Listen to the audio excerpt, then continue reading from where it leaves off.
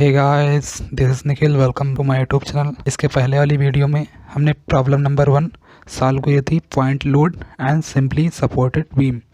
आज हम second problem solve करेंगे इसी के आधार पर। ठीक है, एक बीम दी गई है। ठीक है, एक बीम दी गई है, इसमें A, E, D, C and B point दिए गए हैं। ए पॉइंट पर आर ए रिएक्शन लग रही है, ई पॉइंट पर 5 किलो न्यूटन का लोड लग रहा है, डी पॉइंट पर 10 किलो न्यूटन। ठीक है, सी पॉइंट पर 20 किलो न्यूटन का लोड लग रहा है और बी पॉइंट पर आर बी रिएक्शन लग रही है। ठीक है, इसके बीच दूरियाँ दी गई हैं 1 metre, 2 metre, 4 metre and 2 metre. ठीक है, इसका हमें जो बीम दी गई है A, E, D, C, B, इसका हमें shear force diagram and bending moment diagram को ड्रा करना है and reaction R A and R B को फाइंड करना है। ठीक है, अब हम R A and R B को फाइंड करेंगे। ठीक है, इसका हम इक्वेशन बनाएंगे। इक्वेशन क्या बनेगी? टोटल जितने भी अपवर्ड फोर्स हैं, जैसे आर ए आर बी लग रहा है, और इक्वल टू जितने भी डाउनवर्ड लोड लग रहे हैं ई, डी, सी, जितने भी लोड लग रहे हैं इक्वल टू होंगे। ठीक है, जैसा कि दिखाया गया, total upward force is equal to total downward load या फिर फोर्स। ठीक है, टोटल अपवर्ड कितने लग रहे थे R A and R B, तो इनको दोनों को जोड़ लेंगे, R A plus R B. ठीक है, एंड इज इक्वल टू ऊपर से 5, 10 एंड 20 किलो न्यूटन के लोड लग रहे थे, इन तीनों को हम जोड़ देंगे तो आएगा 35 किलो न्यूटन। तो and R A plus R B is equal to 35 kilo newton. ये फर्स्ट इक्वेशन बन गई। ठीक है, R A and R B को फाइंड करने के लिए, ठीक है, 2 इक्वेशन की ज़रूरत पड़ेगी। क्यों? क्योंकि R A and R B 2 variable हैं। ठीक है, जिनका वैल्यू सेम नहीं रहता है। आर ए जैसे R A R B X Y Z, इस तरह हम आर ए आर बी हैं। ठीक है, जैसे आर एक्स वाई जेड हम जैसे मानते हैं इस तरह आर ए आर बी होगा, इसलिए हमें 2 इक्वेशन की ज़रूरत पड़ेगी। सेकंड इक्वेशन क्या बनेगी? हम बीम में ए एंड बी इन दोनों में से किसी एक पॉइंट को फिक्स कर देंगे। उस जैसे हम एक ए पॉइंट को अगर फिक्स करेंगे तो जितने भी रिएक्शन लग रही हैं ए, बी, सी, डी, ई, उन सभी को ए पॉइंट की ओर घुमाएंगे। ठीक है, उसको बेंडिंग मोमेंट के साइन कन्वेंशन के अनुसार हम रखते हुए चले जाएंगे। बेंडिंग मोमेंट के साइन कन्वेंशन में अगर हम बी पॉइंट को घुमाते हैं, ए पॉइंट को फिक्स रखते हैं, ठीक है, तो बी पॉइंट से कर रहे हैं, इसलिए हम आरचेस से करेंगे। ठीक है, आरचेस के रूल से, बेंडिंग मोमेंट के आरचेस में रूल क्या हुआ है कि एंटी क्लॉकवाइज के लिए पॉजिटिव एंड क्लॉकवाइज के लिए नेगेटिव। तो आर बी और जितनी दूरी होगी इनके बीच 9 मीटर। ठीक है, माइनस में क्यों? क्योंकि ये क्लॉकवाइज है, सी से ए की ओर घूम रहा है। क्लॉकवाइज यानी क्या होगा? निगेटिव। माइनस का 20 इंटू 4 + 2 + 1 मीटर, कितनी दूरी होगी? 20 इंटू 7 मीटर। ठीक है, माइनस में 10 इंटू 3 मीटर, माइनस में 5 into 1 metre is equal to bending moment of A यानी एम ए। ठीक है, जैसा कि इक्वेशन में मैंने माना, point A in the beam is fixed then M A यानी bending moment of A is equal to 0। क्यों? क्योंकि जिस भी बीम का जो भी पॉइंट फिक्स्ड होता है उसका बेंडिंग मोमेंट हमेशा 0 आता है। M A is equal to formula रख दिया, वही जो मैंने बताया था, R B into 9 minus 20 into 7 minus 10 into 3 minus 5 into 1। Minus जहाँ जहाँ हुआ है वहाँ पर बीम में जो मैंने घुमाया था, ठीक है, सी, डी, ई पॉइंट को ए की ओर, वो सारे के सारे किस तरह घूम रहे थे? क्लॉकवाइज यानी माइनस में आरचेस के रूल से, और बी जो घूम रहा था बी पॉइंट से आर बी, वो एंटी क्लॉकवाइज घूम रहा था यानी कि पॉजिटिव। ठीक है, एम ए 0 होगा। क्यों? सेकंड इक्वेशन से जो मैंने माना एम ए इक्वल टू 0। ठीक है, सेकंड इक्वेशन से 0 होगा, इसको सॉल्व कर लेंगे। ठीक है, 9 R B minus 140 minus 30 minus 5 is equal to 0। इसको सॉल्व करने पर आर बी आएगा। ठीक है, आर बी जो आएगा 19.45 किलो न्यूटन आएगा। ठीक है, जैसा कि फर्स्ट इक्वेशन में था। ठीक है, R A and R plus R B is equal to 35 kilo newton. ठीक है, फर्स्ट इक्वेशन में हम आर बी की वैल्यू रख देंगे। ठीक है, आर बी की वैल्यू अगर रखते हैं, ठीक है, तो 19.45 kilo newton plus R A is equal to 35 kilo newton is equal to आ जाएगा R A is equal to 15.55 kilo newton. तो आर ए की वैल्यू निकली 15.55 किलो न्यूटन एंड आरबी की वैल्यू निकली 19.45 किलो न्यूटन। अब हम बीम में shear force B C D E and A पर सभी पॉइंट पर हम शियर फोर्स फाइंड करेंगे। ठीक है, शियर फोर्स हम कैसे फाइंड करेंगे? ठीक है, शियर फोर्स क्या होता है कि जितने भी जहाँ से पॉइंट हम चालू करते हैं LHS या RHS, उस हैंड से जितने भी लोड लग रहे हैं उनका परिणामी ही शियर फोर्स होता है। जैसे बी पॉइंट पर हम शियर फोर्स फाइंड करेंगे, बी पॉइंट से चालू करते हैं तो बी पॉइंट के पीछे तो और कोई लोड लग नहीं रहा है। ठीक है, बी पॉइंट पर ही लग रहा है तो आर बी रहेगा और कौन सा साइन रहेगा? पॉजिटिव रहेगा।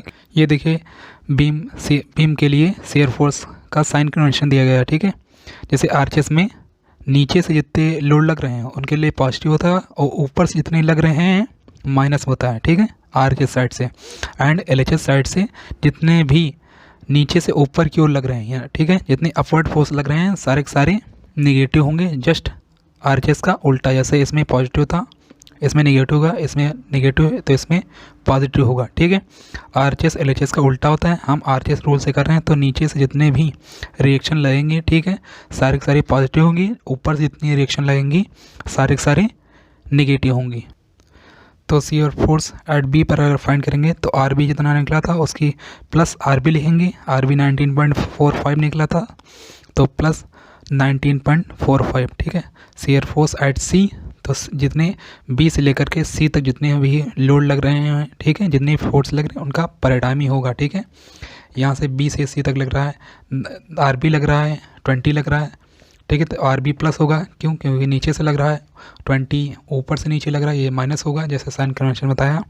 अब डी पर फाइंड करेंगे तो यहाँ से यहाँ तक बी से लेकर के डी तक जितने भी लोड लग रहे हैं, ठीक है, सभी का परिणामी होगा। तो आर बी -20 -10, इसी तरह ई पर होगा पॉइंट आर बी -20 -10 -5। इसी तरह पॉइंट ए पर आर बी -20 -10 -5 प्लस आर ए क्यों? क्योंकि ये नीचे से ऊपर की ओर लग रहा है। ठीक है, जितने भी अपवर्ड फोर्स होंगे, ठीक है, वो पॉजिटिव होंगे, जितने डाउनवर्ड होंगे सारे के सारे नेगेटिव होंगे RHS के रूल से, साइन कन्वेंशन शियर फोर्स के रूल से। ठीक है, जैसा कि किया गया है फॉर SFD यानी शियर फोर्स डायग्राम के लिए, shear force at B plus R B 19.45 kilo newton. Shear force है, फोर्स की यूनिट किलो न्यूटन है। ठीक है, इसलिए किलो न्यूटन लग देंगे। ठीक है, शियर फोर्स एट सी ये सॉल्व कर देंगे तो पॉइंट माइनस में 0.55 kilo newton. Shear force at D minus में 10.55 किलो न्यूटन। ठीक है, shear force at E minus 15.55 kilo newton. Shear force at A पूरा सॉल्व कर लेंगे उसी तरह जैसे करते आ रहे हैं, 0 किलो न्यूटन निकल आएगा। ठीक है, और हमेशा जिस पॉइंट वगैरह फिक्स करते हैं, ठीक है, जिस पॉइंट की ओर हम जा रहे हैं उस पॉइंट पर हमेशा शियर फोर्स हमेशा 0 ही आता है। ठीक है, अब हमें बीम में बेंडिंग मोमेंट फाइंड करना है। बेंडिंग मोमेंट के लिए साइन कन्वेंशन क्या दिया गया है कि RHS के लिए एंटी क्लॉकवाइज पॉजिटिव होता है। ये एंटी क्लॉकवाइज है, यानी कि सुई की घड़ी घूमती हुई दिशा के जस्ट अपोजिट ये एंटी क्लॉकवाइज है जो पॉजिटिव होता है RHS के रूल से, और क्लॉकवाइज नेगेटिव होता है। ठीक है, जस्ट इसका अपोजिट RHS का LHS होता है। ये इसमें क्या होता है कि एंटी क्लॉकवाइज सारे के सारे क्या होते हैं? नेगेटिव होते हैं, और क्लॉकवाइज सारे के सारे पॉजिटिव होते हैं। घड़ी की सीधी दिशा में क्लॉकवाइज है इसलिए पॉजिटिव होगा LHS के रूल से, और क्लॉकवाइज एंटी क्लॉकवाइज यानी घड़ी की विपरीत दिशा में माइनस होगा LHS के रूल से। हम RHS के रूल से कहते हैं। तो अब हमें बेंडिंग मोमेंट फाइंड करना है। बेंडिंग मोमेंट का फार्मूला था F × D। F जहाँ फोर्स है, D डिस्टेंस है। ठीक है, बेंडिंग मोमेंट फाइंड करने के लिए क्या रखते हैं हम? सेक्शन रखते हुए चलते हैं। ठीक है, सेक्शन एक हम पेन की तरह रखते हैं। जैसे सेक्शन अगर B पॉइंट पर रखते हैं, ठीक है, तो बेंडिंग मोमेंट क्या निकलेगा? जैसे सेक्शन अगर B पॉइंट पर रखेंगे, ठीक है, तो B के पीछे तो कोई फोर्स है नहीं। ठीक है, हमेशा बेंडिंग मोमेंट में जिस पॉइंट पर सेक्शन रखते हैं उसको हम लोड को डिटरमाइन नहीं करते हैं, सिर्फ उसके पीछे वाले को हम डिटरमाइन करते हैं जिस पॉइंट से हम निकालना चालू करेंगे। ठीक है, बी पॉइंट से पीछे कोई लोड लग नहीं रहा है, और बी पॉइंट पर सेक्शन रखेंगे तो दूरी 0 होगी। F × D क्या है? 0 है दूरी। MB पर 0 रहेगा बेंडिंग मोमेंट। ठीक है, बेंडिंग मोमेंट एट C पर फाइंड करेंगे। सेक्शन अगर पेन रखते हैं यहाँ से यहाँ तक F कितना लग रहा है आर बी, ठीक है, इंटू परपेंडिकुलर डिस्टेंस यानी डी, ठीक है, फोर्स लग रहा है और डिस्टेंस कितनी है 2 मीटर, तो आर बी इंटू 2 मीटर, ठीक है। वैसा साइन कन्वर्शन रहेगा, आर बी कैसे घूम रहा है सी की ओर, एंटी क्लॉकवाइज आर जैसे कर रहे हैं यानी पॉजिटिव, ठीक है। अब सेक्शन डी पॉइंट पर रखते हैं, ठीक है, पिन जैसे हम रखा, ठीक है। तो आर बी को डी पॉइंट की ओर हम घुमाएंगे तो एंटी क्लॉकवाइज घूम रहा है, तो आर बी इंटू दूरी कितनी है बी से लेकर के डी तक 4 + 2 यानी 6, आर बी इंटू 6, ठीक है। ये कैसे घूम रहा है सी से डी की ओर क्लॉकवाइज, आर जैसे कर रहे हैं यानी कि माइनस में, ठीक है, क्लॉकवाइज यानी माइनस में, -20 इंटू डिस्टेंस कितनी है 4, तो आर बी इंटू 6 -20 इंटू 4। इसी तरह बेंडिंग मोमेंट एट ई पर रखेंगे पेन, ठीक है। अब देखेंगे कितनी डिस्टेंस है आर बी से, ठीक है। आर बी कैसे घूम रहा है ई से, ये एंटी क्लॉकवाइज यानी पॉजिटिव, ये क्लॉकवाइज यानी ये दोनों नेगेटिव, दूरी रखते हुए सॉल्व कर लेंगे, ठीक है। इस तरह ए पर कर लेंगे, फाइंड कर लेंगे, ठीक है। इसको हम पेन रखेंगे और जितनी दूरी होगी उसको सॉल्व करते हुए चले जाएंगे। आर बी इंटू 4 + 2 + 2 + 1 यानी 9, 20, ठीक है, 20 इंटू 4 + 2 + 1 यानी 4 2 6 1 7, 40 इंटू 7, ठीक है, माइनस में 10 इंटू 3 -5 इंटू 1, ठीक है। ये एम ए निकल गया, ठीक है। और इसको सॉल्व करने पर एम ए 0 निकलेगा। ये कैसे 0 निकलेगा, स्टार्टिंग में हमने जिस पॉइंट को हमने ए पॉइंट को फिक्स किया था, ठीक है, ए पॉइंट को हमने जब एम ए निकला था फिक्स किया था, एम ए 0 निकला था, हमने फिक्स किया था। इसी तरह ये भी 0 निकलेगा, क्यों, क्योंकि हमने ए पॉइंट को फिक्स किया इसलिए हमेशा 0 ही निकले, जिस पॉइंट को हम फिक्स करते हैं वो 0 निकलता है, ठीक है। इसी तरह अगर हम LHS से करते हैं तो बी पॉइंट को फिक्स करेंगे इसलिए एम बी पर 0 निकलेगा, ठीक है। इसलिए हमेशा बीम के आखिरी दोनों सिरे 0 ही निकलते हैं, वो आप सॉल्व करें या ना करें वो हमेशा 0 ही निकलता है। आप ऐसे भी क्वेश्चन में लिख सकते हैं क्योंकि A and B point is the end of the beam, ठीक है, ऐसे लिख सकते हैं, ठीक है। या फिर कह सकते हैं कि आप पहले क्वेश्चन में आपने ये फिक्स किया है इसलिए 0 है, ओके। ये देखिए हमने सॉल्व कर लिया, M B = 0, M C solve कर लेंगे तो 38.9 किलो न्यूटन मीटर। ये बेंडिंग मोमेंट की यूनिट किलो न्यूटन मीटर होता है, तो 38.9 kilo newton metre. M D से सॉल्व कर लेंगे, M E and M A, ये देखिए 0 निकला, ठीक है। ये बेंडिंग मोमेंट निकला एंड शेयर फोर्स निकला, ठीक है। A E D C B, इस बीम का हम shear force diagram and bending moment diagram को ड्रा करेंगे, ठीक है। तो हम शेयर फोर्स डायग्राम इस तरह से बनाएंगे, इसको बनाएंगे कैसे इसको हम सीखेंगे, ठीक है। शेयर फोर्स एट बी पर कितना निकला था 19.45 किलो न्यूटन, जो किलो न्यूटन या शेयर फोर्स में जो यूनिट निकलती है, बेंडिंग मोमेंट जो किलो न्यूटन मीटर, ठीक है, इसको हम मात्र यूनिट यानी दूरी मानते हुए चलेंगे, ठीक है। तो बी पॉइंट से 19.45 आ जाएंगे। जो ए ई डी सी बी यहाँ पर ये डेटम लाइन से ही सारी दूरी मापेंगे, ठीक है। डेटम लाइन से जितनी भी ऊपर दूरी होंगी वो पॉजिटिव होंगी, ठीक है। डेटम लाइन से जितनी भी नीचे होंगी वो सारी की सारी नेगेटिव होंगी, ठीक है। तो बी से, ठीक है, यहाँ तक आएंगे 19.45 ऊपर आएंगे, यूनिट ऊपर आएंगे, ठीक है। सी से लेकर के बी तक पूरा पॉइंट लोड लग रहा है, ठीक है, बीम में। तो इसके लिए हम जो शेयर फोर्स डायग्राम बनता है पॉइंट लोड के लिए, यहाँ से बी से सी से लेकर के बी तक, ठीक है, सी से लेकर के बी तक पॉइंट लोड लग रहा है, इसके लिए हम रेक्टेंगुलर शेप बनाएंगे। शेयर फोर्स में बताया था आपको, अगर नहीं पता तो पुरानी वाली वीडियो आप देख लीजिए, ठीक है। तो बी से लेकर के यहाँ तक 19.45 यूनिट आया, तो यहाँ से यहाँ तक 19.45 ही आएगा डेटम लाइन से, ठीक है। यहाँ सी से, ठीक है।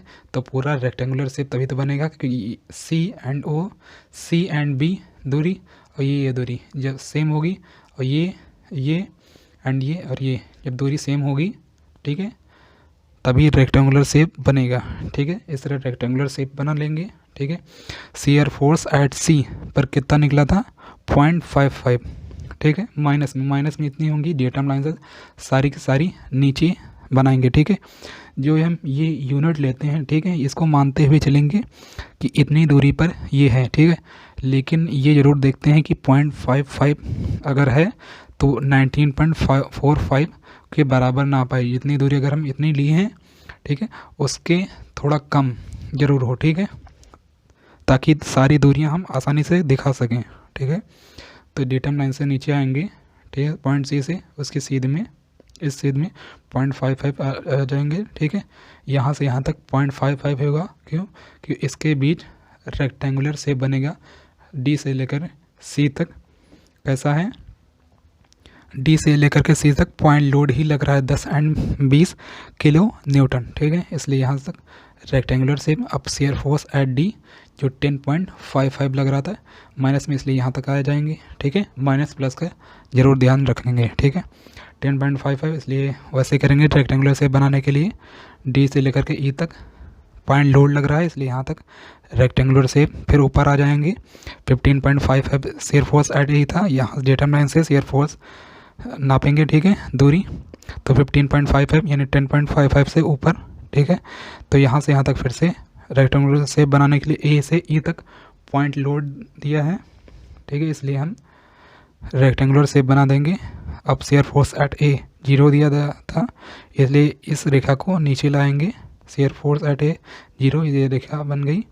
अब इस पार्ट को जो कवर्ड है उसको कवर्ड दिखाने के लिए रेखा खींच लेंगे। ठीक है, अगर आप चाहें जो हमने ये रेक्टेंगुलर शेप पूरा नहीं दिखाया, आप दिखा सकते हैं या हम ना ही दिखाइए। ठीक है, क्योंकि हमें कवर्ड शेप ही दिखाना होता है, इसलिए आप कवर्ड शेप ही बनाइए, बाकी रेक्टेंगुलर शेप ना बनाइए, जैसे यहाँ पर मैंने बनाया। ठीक है, ये हुआ शेयर फोर्स डायग्राम। तो अब हम BMD यानी बेंडिंग मोमेंट डायग्राम को ड्रा करेंगे। ठीक है, हम BMD बनाने के लिए बेंडिंग मोमेंट MA या MB या MC या MD या ME का यूज करते हुए जाएंगे। ठीक है, BMD बनाने के लिए बेंडिंग मोमेंट का यूज करते हैं। शेयर फोर्स डायग्राम को ड्रा करने के लिए शेयर फोर्स की ज़रूरत पड़ती है। बेंडिंग मोमेंट को बनाने के लिए बेंडिंग मोमेंट की ज़रूरत पड़ती है। बेंडिंग मोमेंट एट B कितना निकला था? 0 निकला था। ठीक है, यानी B से यहाँ तक कोई भी दूरी नहीं जाएगी, 0 ही रहेगा। ठीक है, ठीक है, बेंडिंग मोमेंट एट C पर 38.9 निकला था किलो न्यूटन मीटर। ठीक है, किलो न्यूटन मीटर या किलो न्यूटन को हम इग्नोर करेंगे, सिर्फ और सिर्फ इसको दूरी मानते हुए जाएंगे। ठीक है, यूनिट मानते हुए। ठीक है, और ये शेप कैसा बन रहा है? लीनियर बन रहा है। लीनियर क्यों बन रहा है? क्यों? इसमें जैसे फिगर बना था पॉइंट लोड के लिए, इसलिए शेयर फोर्स में पॉइंट लोड के लिए रेक्टेंगुलर शेप बनता है, इसलिए बेंडिंग मोमेंट में पॉइंट लोड के लिए लीनियर शेप बनता है। लीनियर मतलब एक सीधी रेखा होगी बस। ठीक है, सी पॉइंट पर, ये सी पॉइंट है, सी पॉइंट से 38.9 जैसे डेटम लाइन में हमने उसमें नापा था शेयर फोर्स डायग्राम में, इसी तरह इसमें भी नापेंगे। डेटम लाइन से 38.9 दूरी ऊपर आएंगे। ठीक है, और ये पॉइंट मिला, इस पॉइंट को बी पॉइंट से मिला देंगे। ठीक है, ये लीनियर बन गया। Bending moment at D point पर 36.7। ठीक है, यानी यहाँ से यहाँ जितनी थी उससे थोड़ा कम, ये पॉइंट मिल गया। इस पॉइंट को मिला देंगे। ठीक है, ये देखिए लीनियर बन गया। ठीक है, अब बेंडिंग मोमेंट एट ई पर 15.6 निकला था। ठीक है, किलो न्यूटन मीटर, यानी यूनिट मानते हैं 15.6 यूनिट, यहाँ से यहाँ तक मानते हैं 15.6 है। ठीक है, ये दूरी होती है, हम मानते हुए जाएंगे इतनी दूरी है। ठीक है, बस ये जरूर याद रखना कि 38.9 इतनी दूरी पर अगर है, ठीक है, तो इससे कम हो, अगर सबसे बड़ी दूरी उससे कम ही हो और बाकी। ठीक है, तो यहाँ तक हमें मिला ये वाला पॉइंट, इस पॉइंट को मिला देंगे, ये लीनियर बन गया। ठीक है, क्यों? क्योंकि सभी जगह पॉइंट लोड ही लग रहा था सभी के बीच। ठीक है, बीम में हर एक पॉइंट पर पॉइंट लोड ही लग रहा था। अब यहाँ से यहाँ तक भी पॉइंट लोड लग रहा है और MA पर 0 आया था, इसलिए यहाँ से यहाँ तक कोई भी नहीं रहेगा, यहाँ से यहाँ तक कहीं भी नहीं रहेगा, डेटम लाइन पर ही आ जाएगा। ठीक है, इस पॉइंट पर आ गया, ये पूरा डायग्राम बन गया BMD, और इसको कवर्ड से दिखाने के लिए लाइन खींच देंगे। ठीक है, जैसे शेयर फोर्स डायग्राम में दिखाया गया था, ये हुआ BMD। ठीक है, बेंडिंग मोमेंट डायग्राम। अगर आपके माइंड में कोई भी क्वेरी अगर हो तो कमेंट बॉक्स में ज़रूर बताइएगा। आपको ये वीडियो कैसी लगी? अगर अच्छी लगी हो तो लाइक, शेयर एंड कमेंट जरूर कीजिएगा। थैंक यू, मिलते हैं अगली वीडियो में।